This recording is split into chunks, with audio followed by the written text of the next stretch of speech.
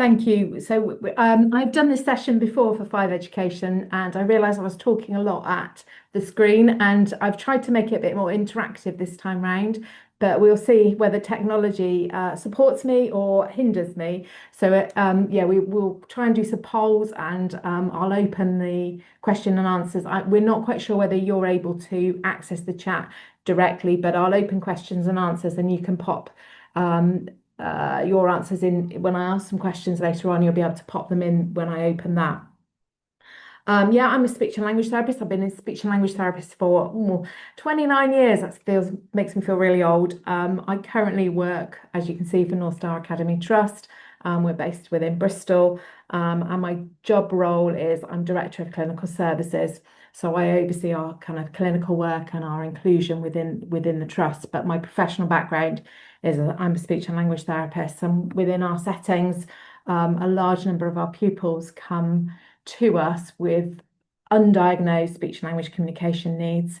And in our schools, we have teams of speech and language therapy assistants who work with our students. So that's kind of my background. Oh, there we go. Technology let me down, and I thought I would just click a button and we could come through, and it didn't work, but we're there now.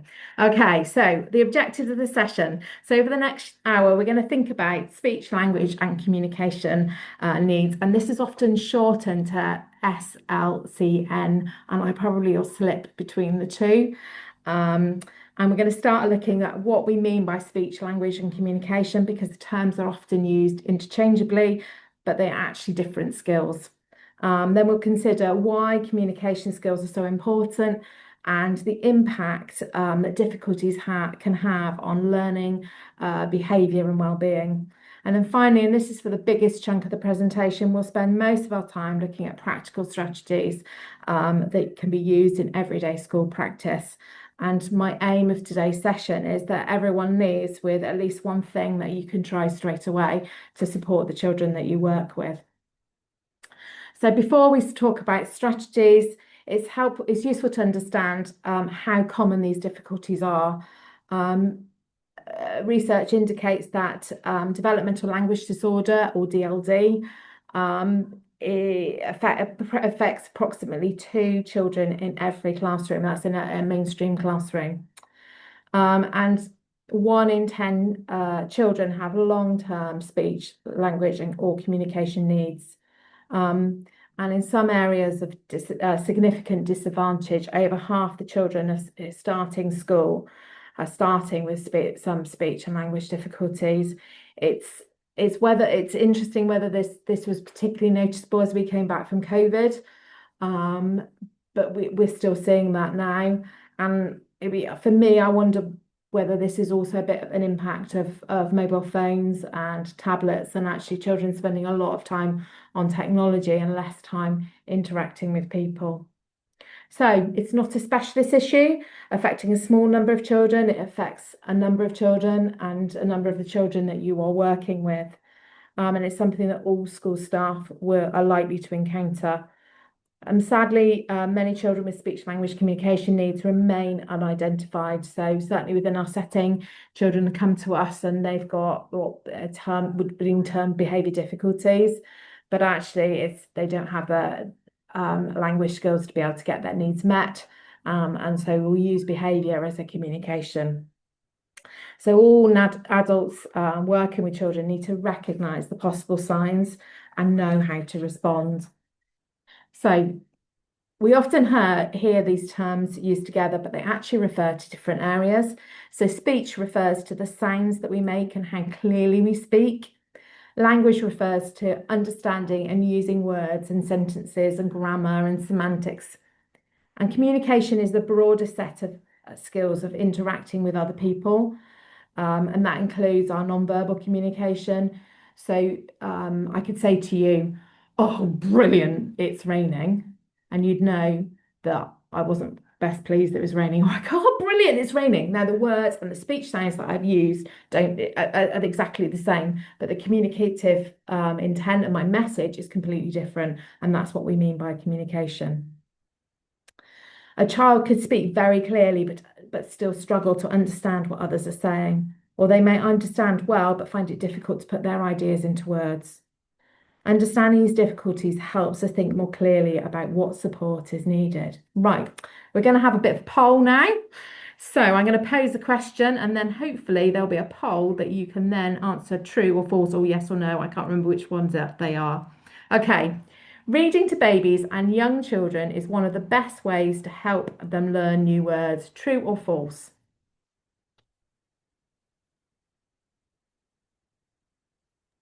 Can you see the poll, Elaine? I can see the poll. Yeah, can people vote now? Yeah. If Yeah. people can, yeah, Can you see it or no? I can see it. Can everybody else? I'm assuming everyone else can see it. It doesn't look like anybody's putting anything on there though. Oh, you can't see the. No, I can't see the results. Okay. We'll And it give it says that another. I can't vote. Okay, I'll give it another 10 seconds and then once I end the poll, then I think I Yeah, can no share problem. the results. I don't know, it's my first time doing it. Yeah, this is where we'll see if it works. Okay, right. Ending the poll now. Share results. Oh, here we go. So, oh, that's brilliant. Well done. We've Thanks. learned something new today, new skill. So 95% of you felt it was true, and 5% of you thought it was false. It is true. Reading to young children is one of the most powerful ways of supporting language development. It exposes children to a wider range of vocabulary and language structures than they may hear in everyday conversations.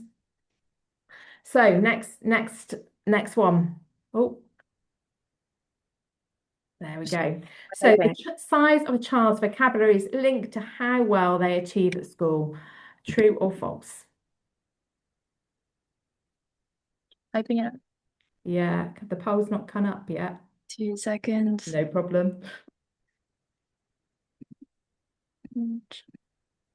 There we go. Perfect.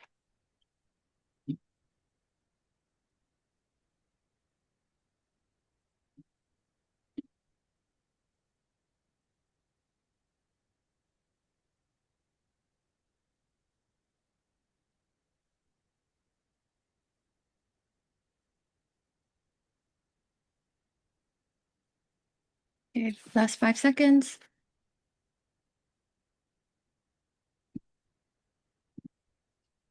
Oh, a bit more 50-50 on this one. It is tr also true.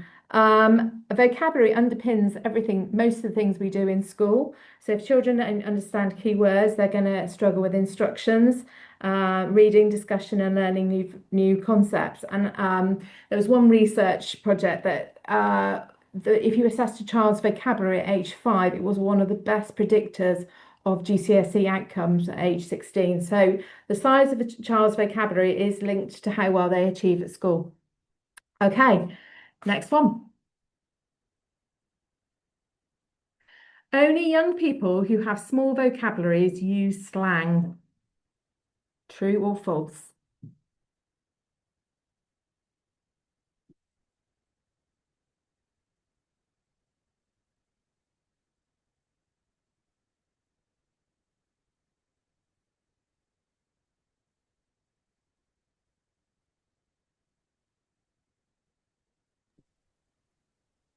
Ending the poll in 5 seconds.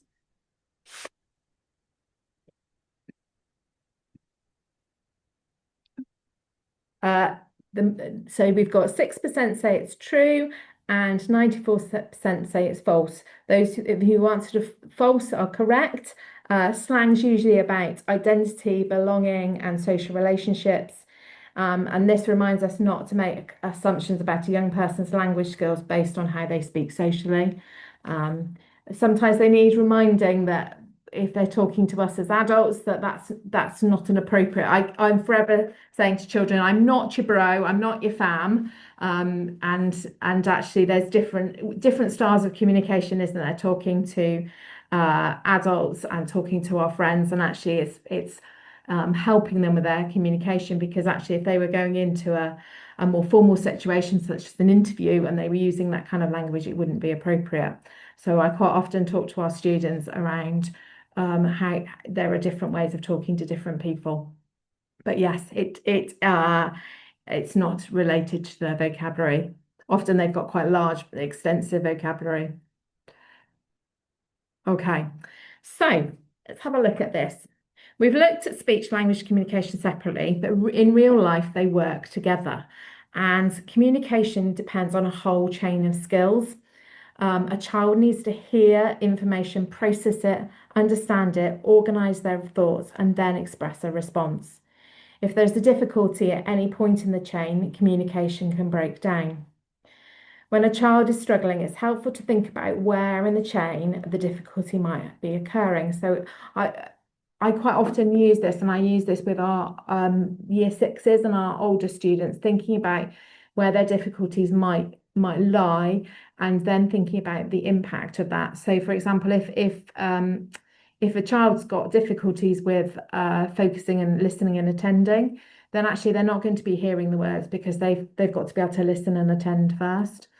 Or if a child struggles reading another person's expression and body language, like I was saying about, oh, brilliant, it's raining, they're not going to understand the meaning. And a lot of what we convey is through non-verbal communication, not actually the words that we use. And if children don't have that breadth of kind of knowledge and experience, they're not going to have ideas to say because they're not going to have experience or knowledge as to how to respond to different things or then to judge whether something's appropriate or not. And then having a bank of vocabulary that they can recall and that they can remember, and then use it in sentences, and then use the right expressions and the right body language to convey that. And then they've got to program their speech muscles. And if there's a breakdown at any point, the chain can break, and then the subsequent the subsequent areas then become impacted. And this is a good way of then thinking about the support that they need. So actually, if the child's having difficulties with attention, actually that's where they may not understand instructions, but actually they're not attending in the first place. So that's where you're going to work. That's where your focus is going to be. If a child is having difficulties understanding somebody's facial expressions, body language, sometimes you need to explain that explicit. So you may be talking to a child and they automatically assume you're angry with them, and actually you need to say, look at my face. Do I look cross?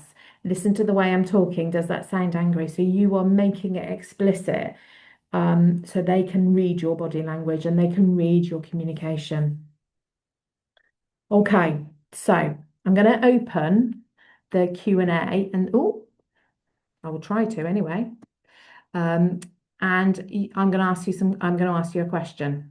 So hopefully on your screen you'll have something popped up. So let's pause and think about a child or young person you've worked with. What are some of the signs that you noticed that they were potentially having difficulties with speech language communication? So hopefully you've got some questions popped up. If you can pop in your thoughts into that box, that'd be amazing. Thank you.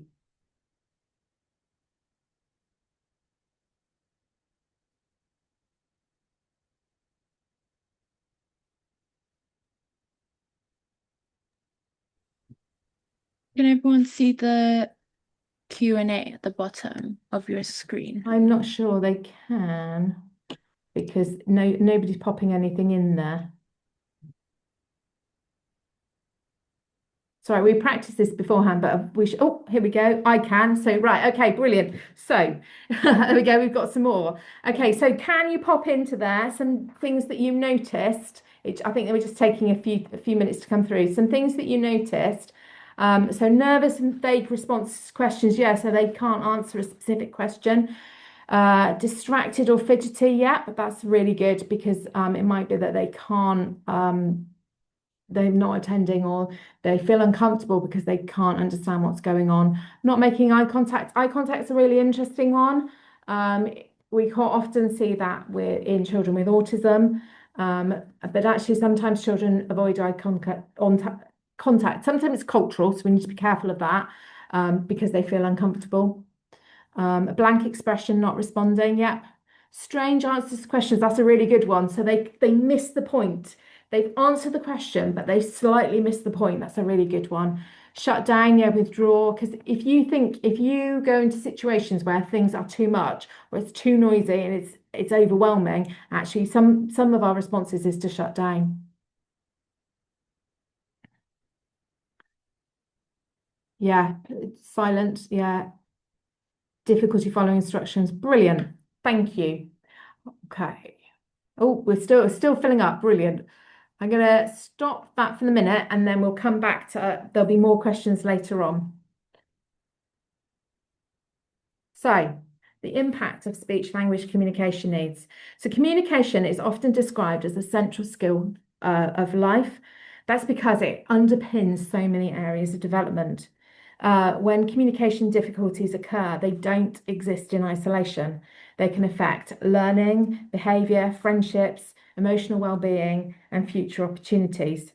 The next few slides explore the wider impacts.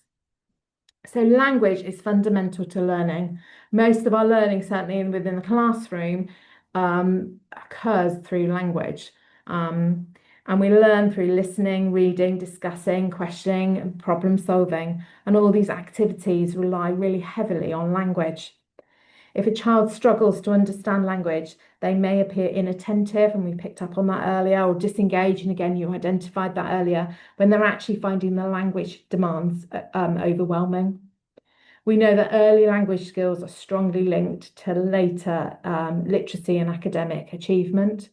So supporting communication isn't an extra, it's a core part of supporting learning. Behaviour and communication, we've touched on earlier, are often closely linked. Imagine being in an environment when you don't fully understand what's being said, but everyone expects you to respond appropriately. That can be frustrating and anxiety provoking, and some children can communicate that frustration through behaviour. It's quite interesting. I have the privilege of going into other schools and working sometimes with older students who you can ask them questions and they'll talk about. I guess I'm kind of an outsider that comes in to see them, and I say to them, talk to me about what happens, and they say, oh, I walk out of class. Okay, why do you walk out of class? They just, oh, sir or miss, just keep going on. And very often their behaviour is because they're just overwhelmed and they just can't cope with the amount of language that's being used in the classroom. So when we see behaviour, that challenges us, and it's useful to ask ourselves whether communication difficulties might be contributing to it. Behaviour is sometimes a signal that the child needs support rather than simply needing consequences. We build friendships through communication. We use language to join conversations, solve disagreements, understand different people's perspectives, and express emotions. If a child struggles with these skills, friendships can certainly become more difficult. Communication also plays a huge role in emotional well-being. We need language to understand our feelings, explain our experiences, and seek support when we need it. This is why communication difficulties can have such a significant impact on confidence, self-esteem, and mental health. The impact of communication difficulties, doesn't impact when children leave school. Most jobs require communication skills. We use language during interviews, when working in teams, when interacting with colleagues or customers. The research suggests that early language difficulties can have a long-term impact on employment and life opportunities. That's why supporting communication early is so important. The skills we're talking about today are skills for life, not just skills for school. So we've looked at what speech language communication needs are and why it matters. The good news is there's lots of practical things that we can do to support children and young people. Many of the strategies that we'll look at next are universal approaches that can benefit all pupils, while being particularly helpful for those with speech language communication needs. As we go through them, I want you to think about which strategies that maybe are already in place in your setting and which could be developed further. And remembering that small changes can make a big difference. So first, before we think about changing the child, it's worth thinking about, can we change the environment? Many children with speech language communication needs work extremely hard to just listen and process information. Small environmental changes can make a big difference. Think about noise levels. Children may be trying to listen to instructions while filtering out background conversations, movement, or equipment noise. Visual supports are incredibly powerful because they reduce the amount of information a child needs to hold in their memory. So if you've got a picture, it's there permanently, whereas a word has disappeared once it's said. Simple strategies such as visual timetabled, labelled resources, visual reminders, and clear seating arrangements can support understanding and independence. I've also in there, I've put reduced clutter. And what I mean by that is some of our classrooms have a lot of sensory clutter. They can have a lot of visual clutter. We often schools are beautiful. There's lots of things hanging, but if I'm a child with speech and language communication needs, I might struggle, just like we might struggle to filter out background noise, to filter out background visual clutter. And so particularly if you've got a whiteboard, make sure that that at the front of your classroom is really clear without lots of stuff around it so that I know that's where I need to look. If you've used visual timetables, keep it consistent where they are in the classroom. Can I see it? Can I quickly identify what's happening? And the good news is these adjustments can support all children, not just those with identified needs. If you can take one message from today, and it's in capital letters, say less, wait more. When supporting a child who's struggling, our natural instinct is to want to offer more explanations. However, language can then be harder to process, and particularly me, who is a typical British, and I want to be ultra polite and not cause offence. I can use lots of flowery language that then my message gets lost. We also can quickly repeat what we're saying. Now, if I've given a child an instruction and they're processing what I've just said to them, and then I repeat that instruction, it can be incredibly frustrating because do they know that I've repeated exactly the same words? Is it something different? So they then got to start all again over again. And now this is where this visual is really helpful. So we want to chunk information. We want to give it in bite-sized pieces. We want to wait 10 seconds after we've given an instruction, and that can feel a really long time.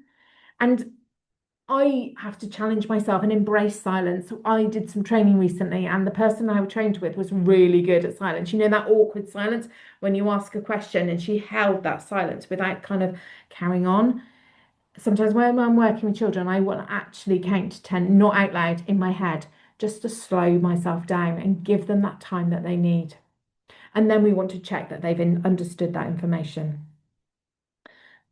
The first thing to do is we need to make sure that we've got a child's attention before we give information. We keep instructions short and clear, and we avoid giving several at once. We pause after speaking. We support our spoken language with gestures, demonstrations, and visuals wherever possible. Don't be afraid of repeating key points, but remember, pause first.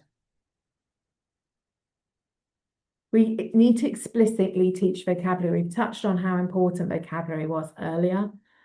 And we know that it's one of the strongest predictors of educational success. But we can't assume that children will learn new words simply because they've heard them once or twice. And when introducing a new word, this visual I'm suggesting is a good way of introducing new words to children. And when you've got a new word, you think of a meaning, think of a sound, thinking of a sentence, think of a sentence. So when I'm thinking of a meaning of a word, am I going to give a definition of it? And am I going to give a word that means something similar? Am I going to give an opposite word? Those are all linked to think of a meaning. Or am I going to think about what type of word it is? When I'm thinking about sounds, I'm thinking about what sound does it begin with? What does it rhyme with? How many syllables has it got in that word? And then when I think of a sentence, I'm using that word in a sentence to give it context. Try to connect new words to existing knowledge and to experiences that children already have. For example, if we were teaching the word enormous, we might discuss what it means, identify things that are enormous, and then practice using it in conversation. It's really important, and this is what the pyramid is around, is that we can classify words in three different tiers. So we've got tier one, tier two, and tier three. Tier one words are high frequency objects that when we get to secondary school, they're rarely taught.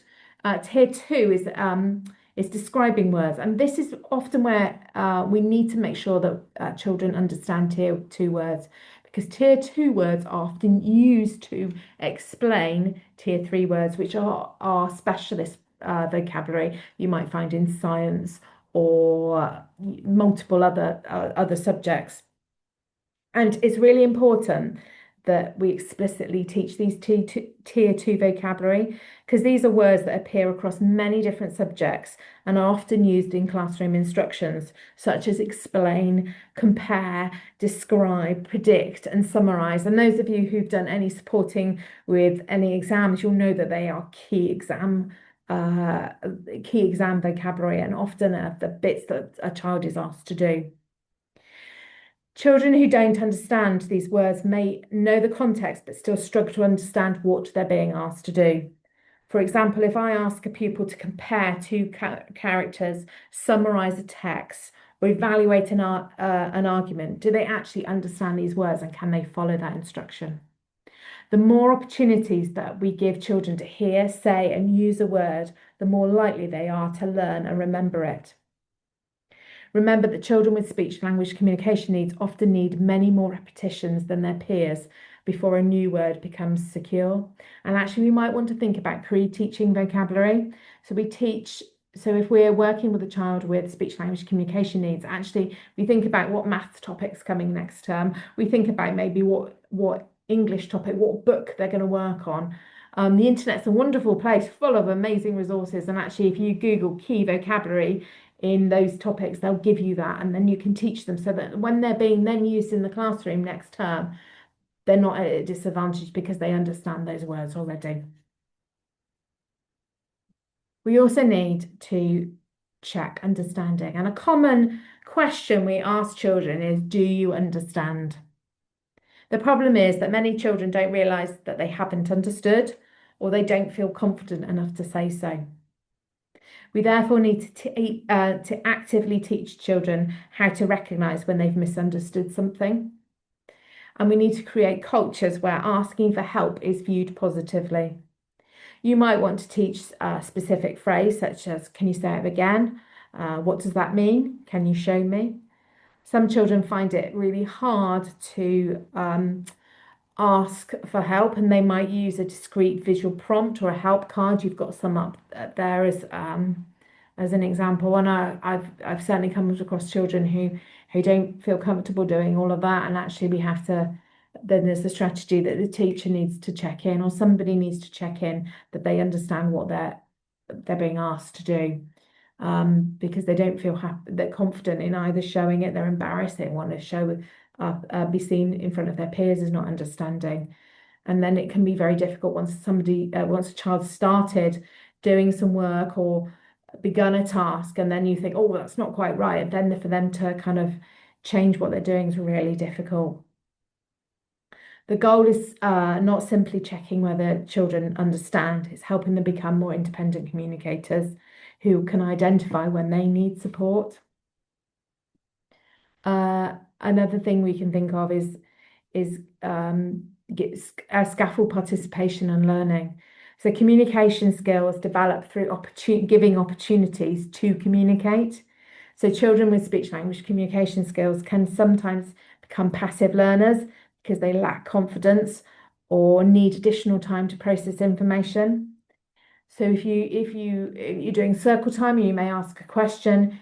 You might need to ask them last when you've gone round and everyone else has given their answer. So they've been given that additional time to process what you're asking. Hands-on practical activities can reduce language demands. Often children with speech language communication needs are the best at practical hands-on activities, and they absolutely come alive in those tasks. And it makes learning more accessible for them. Regular paired and small group discussion gives children opportunities to practice their language skills in a supportive setting. But when using group work, consider giving children specific roles that each child knows that they can communicate. We often focus on what children know, but participation is also important. Children need opportunities to think, talk, explain, question, and collaborate. When we think about adaptation, we often think about changing the academic task. For children with speech language communication needs, we also need to think about the language demands of the activity. Can we pre-teach vocabulary before a lesson, which we talked about earlier? Can we use visual supports to reduce the amount of language children need to process? And there's some examples up there. Can we provide writing frames, sentence starters, or planning templates? Can we give children different ways of demonstrating what they've learned? For some children, talking about their ideas, drawing, demonstrating, or using technology may allow them to show knowledge that they would struggle to communicate through writing alone. The key message here is to adapt the language demands, not just necessarily the curriculum content. We talked about earlier how speech language communication are fundamental for social interaction. And sometimes the danger can be we focus on academic outcomes, but communication difficulties can have a significant impact on friendships and social confidence. Some children may find it difficult to join conversations, enter games, or interpret social situations. They may want friends, but not know how to initiate or maintain interactions. We can help by creating structured opportunities for positive interaction with peers. It's also helpful to build awareness and understanding amongst classmates. Where appropriate, explicitly teach useful social phrases and practice them in real life situations. So do some role play, have a practice, and remember to highlight the children's strengths. Friendships are often built around shared interests, talents, and positive experiences. This slide focuses on what we can do in everyday conversations, and one of the most powerful strategies is modelling. Rather than correcting a child's mistakes directly, so when child maybe says something incorrect, we repeat back what they've said using the correct language. So for an example, if a child says, I go to the park, you might respond, oh, you went to the park? That sounds fun.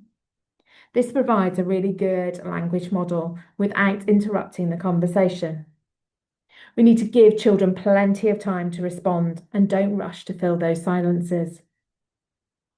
Accept all attempts at communication, whether verbal, non-verbal, through gestures, signing, or visuals. You can also expand on what a child said by adding one or two more words. So if a child says big dog, you might say, yes, that's a big brown dog. Small interactions like these provide repeated opportunities for language learning throughout the day. Okay, let's put some of today's learning into practice. I'd like you to think about Sam, a Year 6 pupil. Sam struggles to follow instructions, has a limited vocabulary, avoids group work and finds written tasks difficult.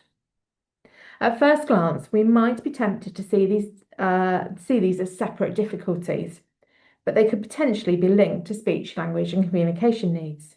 Take a moment to think about what might be underpinning these difficulties. What signs make you think there could be a language difficulty? And I'm going to open the Q&A again for you to comment.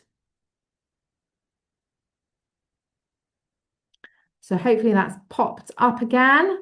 I'm just looking through the bits that you put earlier. That's brilliant comments. So the question now is, what signs from Sam could point to the fact that there is a language difficulty? So pop your thoughts in the Q&A.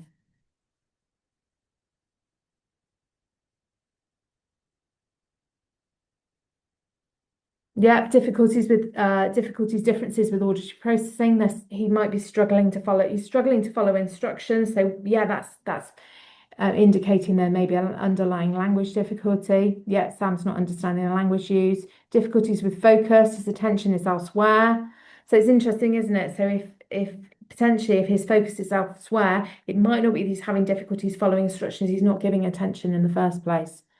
Avoids social interaction with peers, so he might be avoiding group work because he doesn't know how to socialize with his peers. Absolutely. He's having difficulty learning new words. Yeah, we know he's got a limited vocabulary. So is that he is unable to pick up new vocabulary? Yeah, and it might even be that sometimes we've got children who know a word, and we all have this, don't we? I have it. I'm in the middle of this. We know what we want to say, but we can't find it. And sometimes our children's filing system isn't a neat filing cabinet when they come and retrieve a word that's nicely filed with the right meaning attached and the right sound cues attached. It's almost like their filing cabinet of words is like somebody's just gone in and thrown it up in the air, and so that they know the words that they want, but they can't find them. Avoiding the expectations in group work, reserved, withdrawn from taking part, difficult following instructions.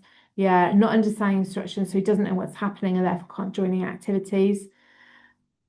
Might be related to home stuff, uncomfortable being surrounded by too many people. Yeah, we don't actually, it might be that actually he struggles interacting with and doesn't want to be in big groups.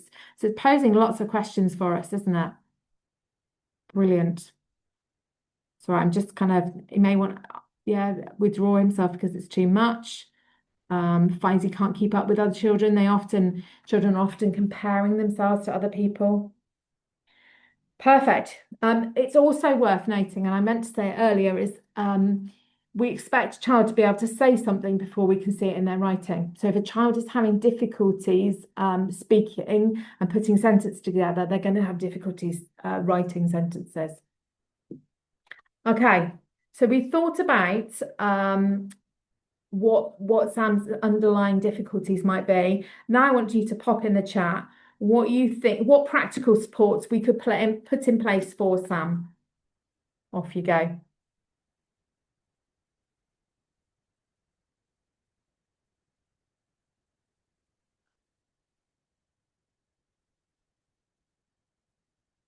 Yeah, simple, short instructions. Yeah, so we're going to think about chunking down our instructions, making sure that we've got Sam's attention. A visual timetable. Visual timetables, I recommend for everybody visual timetables because it just helps people. If I go into support a child and there's a visual timetable, I know what lesson we're in. It helps me, let alone the children. Doing practical activities, including sensory touch, visually supported task plan. Yeah, absolutely. Visuals, yeah. Sentence stems to use with his writing. So a sentence starters, communication environment. Think of sitting next to someone he knows. Yeah, it might be a confidence thing. That if he sits next to somebody he knows. Modeling social communication through role play. Yeah, and I think as adults in the classroom, actually, us modeling what good social interaction looks like, pre-teaching vocabulary, lots of using one-to-one work. Yeah, sometimes one-to-one work. We actually want to be able to get him to be able to work with others, don't we? We don't want to isolate, and that's the danger of one-to-one work. Facilitated social interaction. So it might be rather than doing one-to-one work, actually the additional adult goes and sits with a small group and facilitates his communication. Pausing after giving instructions. Whiteboard, yep. Fantastic. Lots of them are a visual checklist with images when there's multi-step instructions. Yeah, we use Imprint here with widget, and that's really good but actually Google Images is fantastic. And if you've got Copilot in PowerPoint, you can now just say provide visuals for this, and it will provide them for you. Yeah, smaller chunks. Right, brilliant. Wow, loads and loads of suggestions. So I'm just scanning through. You've got those are the kind of key themes. So yeah, pre-teaching vocabulary, using visuals to support, simplifying language, providing sentence starters. You've all got this. Checking understanding, giving extra processing time. So slowing things down for Sam. And supporting participation during group work. The key point is that behavioural learning difficulties often can have underlying language demands that we need to consider. Okay. Oh, I need to hit back there. Okay. So, as we begin to wrap up the session, I'd like to leave you with 5 key messages from today's session. Firstly, speech-language communication needs are common.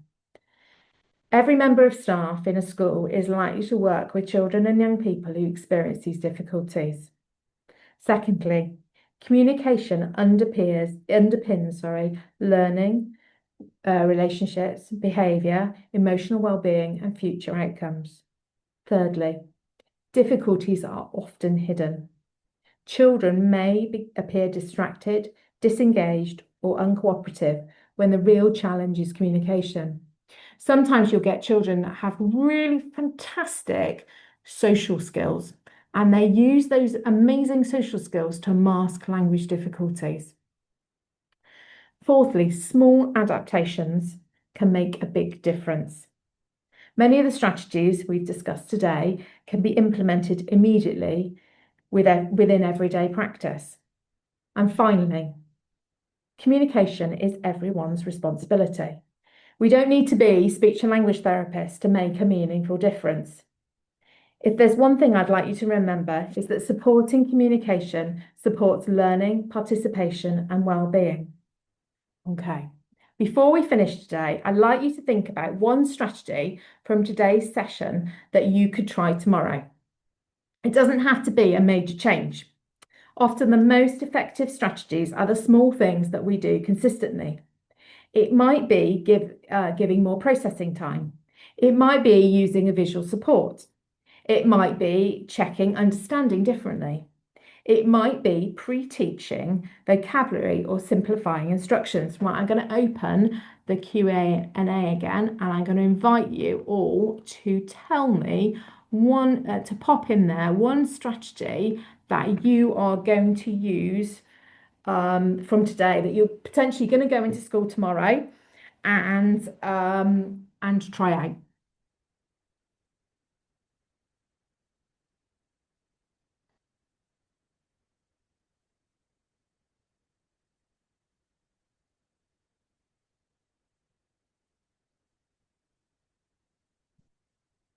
Oh, Catherine, I'm going to speak less, wait more. That would make my day. I often, when I go in, I have to challenge myself that as well. I do like the sound of my own voice, and I like to fill silence. But yeah, when I go into classrooms, if I could change one thing about what goes on to the classroom, it's to speak less and wait more. 10-second pause. Perfect.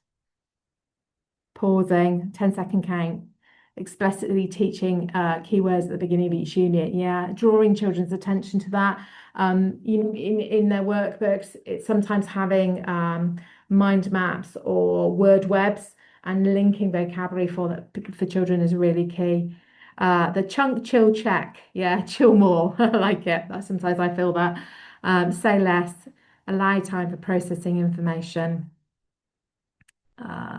Visual materials, yeah. And don't feel visual materials have to be really snazzy. Sometimes when I'm doing maybe an instant review with a child, so talking to them about what's happened, I will draw stick people. I am no artist, and I draw stick people, and that's enough. It gives them that clue. They don't have to be fancy. And in fact, sometimes visual, we talked about visual clutter. Sometimes our visuals we use are too much, and actually we want to reduce it down so that they're easy to use. Speak slowly and pause. Yeah, clearer instructions, pausing, waiting, speak clearly, simplifying language, encouraging listening skills. Yeah, that everyone has a part to play, modeling, listening, giving time. Brilliant. Fantastic. Mind maps. Yeah, I love a mind map. Firstly, smiling and engaging with them. That goes a massive way. It's that extravagant delight in the children, and I love being around welcoming children first thing in the morning and just say how lovely it is to see you and welcome to our school, and they feel valued. I think that is really important, and a smile goes a long way, doesn't it? but equally, not if children are telling us something that we want to match our emotions, don't we, to what they're saying. Fantastic. Brilliant. Okay, thank you for that. So now my challenges for you all is to go and implement that. Um, Research and training are really important, but actually the real impact happens when strategies are put into place. If every person here takes away that one practical action, that can make a real difference to the children and young people that you support. So thank you very much for your participation today. Thank you for attending today's session. And your contributions, that's been brilliant. It was a bit of a, oh, let's try it out. I was conscious of not talking too much.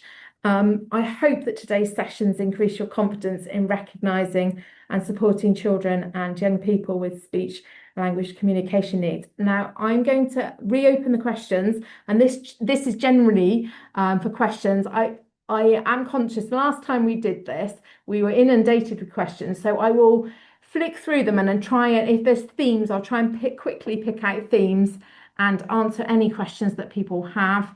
And equally, people are more than welcome to contact me outside of this training.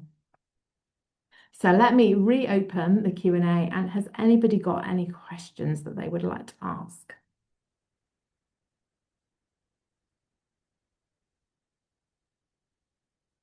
Oh, nobody's got any questions. That's good. I explained myself so well.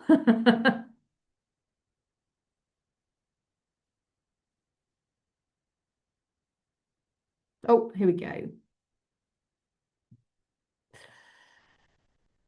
So what about children with speech disorders, but the understanding's there. Now, those are ones, so I would be actively encouraging you to get into contact with a speech and language therapist with children with speech difficulties and get their advice, because there's an order of progression and there's kind of a way of teaching speech speech disorders.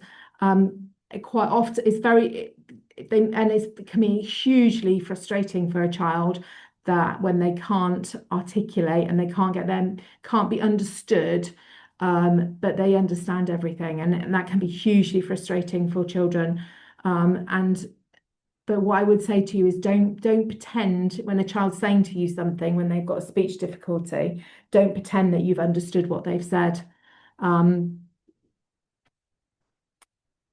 So yeah, it's speech. I could do another hour on speech because and I would say make sure that you're getting in touch with a speech and language therapist if they're having speech difficulties.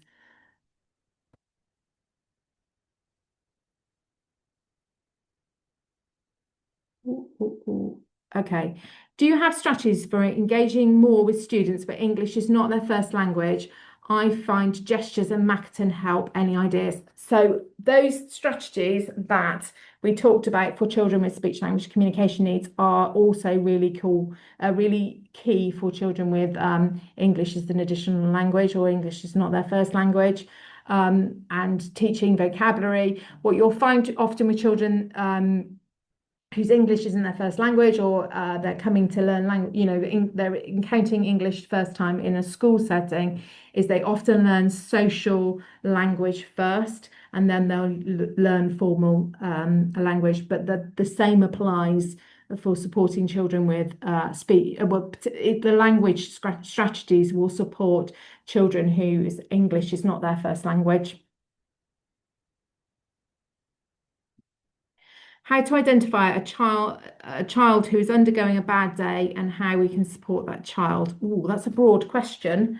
So again, for me, it's giving. I mean, it's the chill chunk check. Giving children time and space to communicate, and thinking about maybe what the functions of behaviour. So what is it that maybe's gone wrong for them?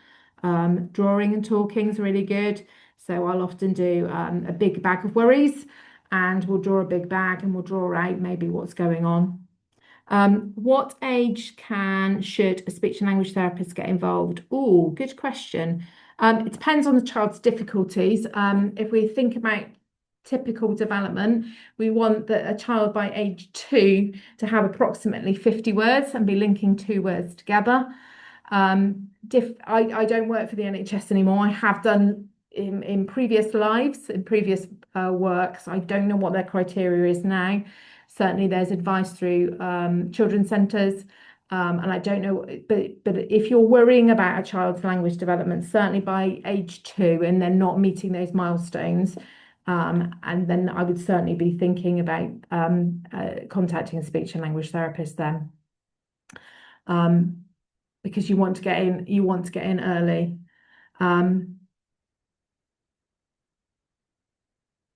Okay, on the slide saying check understanding, what's written in the 3 boxes, green, yellow, and brown. I think it's supposed to be red, but I'm just looking now on my notes.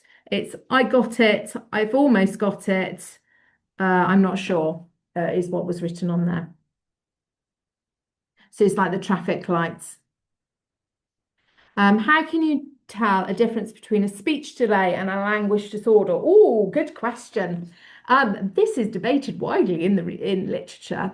So basically, when we talk about language delays or speech delays, we generally that's children that are following a typical pattern of development. So children, there's typical things, the order that they learn language in. Like I just said, 50 words by age 2, linking 2 words together. Then we expect them to be able to understand 3 words at age 3, so on, so on. So there's a typical pattern of development. And when we talk about a delay, we're often talking about a child whose speech or language is typical of a much younger child. And that's when we talk about delay. When we talk about disorder, we talk about them not following the typical pattern of development. And when we talked about developmental language disorder, that is a diagnosis that's given for children who we don't give it below the age of 5, and it's for someone who's likely to have language difficulties with a lifelong impact. So we may have given them intervention and they're still struggling. They've got significant language. The impact of language difficulties is significant and is likely to have a lifelong. And then we would look at giving them a developmental language disorder diagnosis. And so, but basically the difference between a delay and a disorder is delay, they're following the typical pattern of development, and disorder is there is an atypical pattern of development. Please could you show the spoken language slides again, e.g. modelling words? There's some useful things here which you didn't note down. I believe the slides are being shared with you, so they'll be emailed out to those of you and a recording of this session, so you'll be able to see them there. How to support with vocabulary when teaching is going fast or is complex, i.e. spending time helping them understand vocab can sometimes get in the way of absorbing this concept, e.g. in science. I agree with that. So I would be, this is where pre-teaching comes in and finding out what topics are coming up, or if you're supporting a child, jotting down those words that you think that they struggled, but they're kind of getting the gist of the main lesson, and then going back after the lesson and teaching. And yeah, particularly in our secondary classrooms, the learning moves on at such a pace that it's really difficult for our children with language difficulties to slow things down when actually the rest of the class are being able to keep up. Hopefully that was helpful. For a 5-year-old who's non-verbal, what instruction is best, now and next, or a full timetable of their day? To be honest, I would probably use both. So I'd have a timetable up, a timeline of what the day looked like, but then actually use, because that helps an individual know when lunchtime is, when maybe PE or a favourite lesson is, and then also when the end of the day is coming. So that's why a timeline's really important. And a now and next, or now next then, is really helpful for breaking tasks down.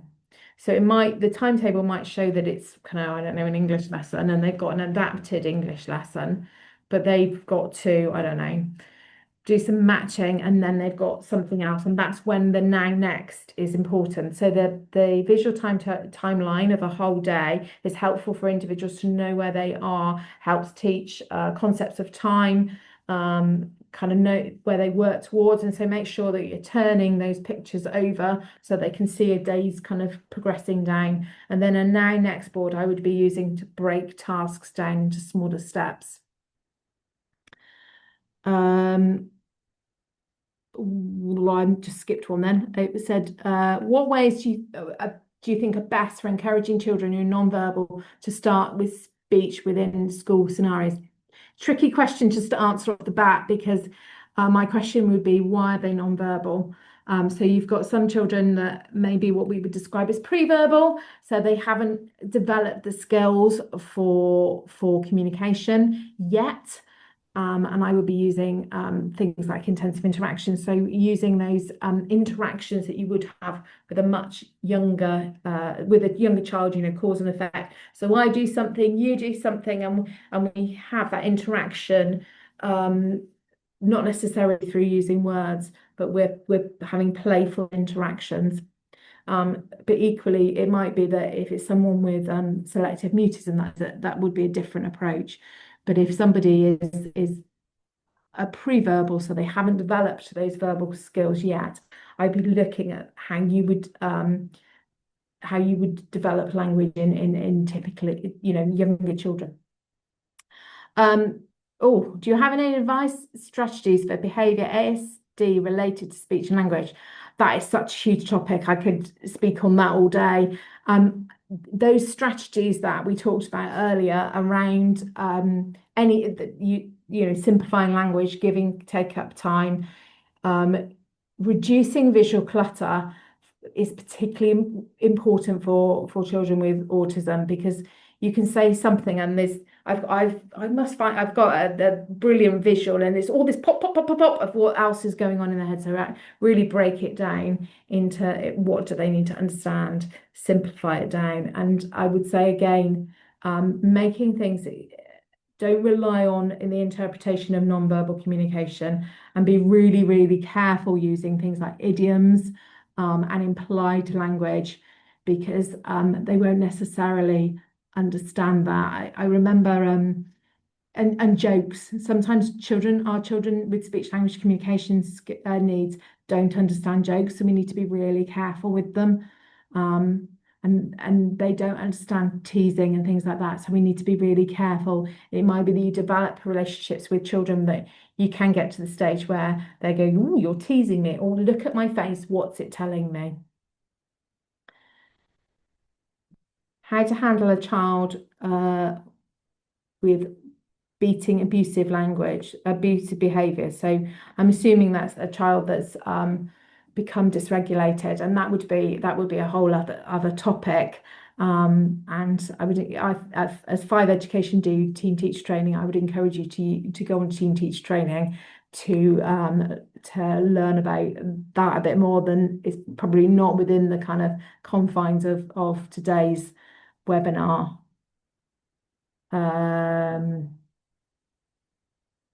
How can you tell if pupils are struggling when they use social skills to mask? I'm assuming is how you're telling masking. That's a tricky one, and quite often parents are key to that, because a child, if they're masking all day, will be incredibly exhausting when they get home. So it's important to talk to parents around that. Sometimes a child might be masking, their communication skills will look taught as opposed to natural. So it's something that they've learned to do. So it's a learned response as opposed to something that they naturally do. So it has that kind of quality to it. When a non-verbal child gets overwhelmed and won't engage, what's the best low prep strategy for a non-verbal? So again, I take the pressure off, stop talking. Just give them time, and when we go back to behavior, that would be my one strategy. Those I've done training before for 5 around team teach. I'm also a team teach trainer, and if we get into a restrictive intervention, sometimes I'll say to the other member of staff, we're going to stop talking, because it's just white noise to that child. And at that point where they're dysregulated, they've gone red brain, they've stopped being able to use frontal lobe, and they've stopped being able to process what's being said. those of you who've ever been annoyed with someone or got cross, you know, your ability to hear, to listen kind of diminishes. How do we unpick a child's processing the instructions? It would be possible to be a disorder or delay. So again, the Communication Trust or Speech Language UK have checklists of what's typical, and I'll put a link in what is typical of children at different ages, and I'll pop that information and share that with you because that's really useful, and then you can use that as kind of as a checklist to know whether children are not kind of haven't got the speech language communication skills that they should have at a particular age. So I'll try and remember to do that, but that's where I would point you to is there are developmental kind of progression checkers. Child in year 5 going to year 6 for developmental language disorder. What's the best way to show the day, timetable, now, next? I think I've answered that question. So yeah, I would have to be honest, it's somewhere in the classroom. I think a visual timetable of the whole week is really important because if my favourite thing is PE or forest school or whatever it is, I want to know what day that is on. But having a timeline of the day and then for individual tasks, breaking them down with those now next boards. Said child also doesn't like repeat instructions back. Is it best to have a visual aid? So yeah, they get really frustrated, and it might be that we've talked about earlier is that when you repeat an instruction, is it a new one or are you just giving me loads of information and I didn't understand the first time? So actually thinking about before they get to that stage is breaking that instruction down, giving one step at a time, giving that step, letting them complete it, and then giving them the next bit of information. Just conscious of time. How to help a child communicate better if the child is thinking to say something but they can't put it in a correct sentence or meaning will be lost but believe that they've said exactly. I would use modelling and sometimes you might have to be a bit gentle if you've misunderstood. And sometimes I often will say to a child, oh, you've got to remember Mrs. Cruse is an old lady and her ears don't work. So I hold the problem being me not being able to understand them, or I said, oh, I'm really sorry, my hearing is going, you know, I couldn't hear you. Getting them to repeat it that way. But I mean, sometimes they'll think that they have said something, so model it back to them and check what you think that they've said. I think I've got to the end of the questions. Anybody got any other questions?